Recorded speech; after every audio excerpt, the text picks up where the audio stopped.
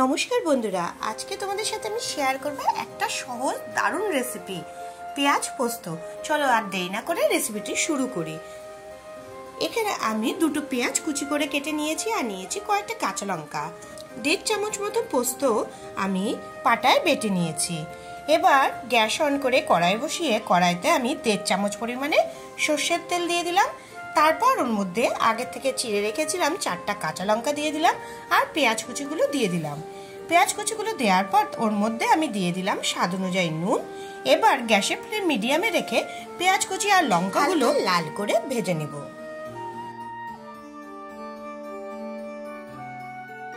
এভাবে নেড়ে চেড়ে ভেজে নিতে নিতে পেঁয়াজগুলো যখন নরম হয়ে আসবে তখন যে পোস্ত আমি বেটে রেখেছিলাম সেই পোস্তর পেস্ট দিয়ে দিলাম আর দিয়ে দিলাম সামান্য পরিমাণে হলুদ গুঁড়ো।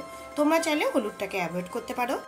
লো ফ্লেমে অল্প কিছুক্ষণ এইভাবে নেড়ে চেড়ে নিয়ে দিয়ে দিলাম সামান্য পরিমাণে চিনি, টেস্ট ব্যালেন্স করার জন্য।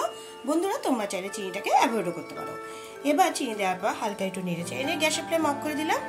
আমার পেঁয়াজ পোস্ত তৈরি। তোমরা গরম ভাতের সাথে একবার ট্রাই করে দেখো এই রেসিপিটি, আর কেমন লাগলো অবশ্যই আমাকে কমেন্ট করে জানিও।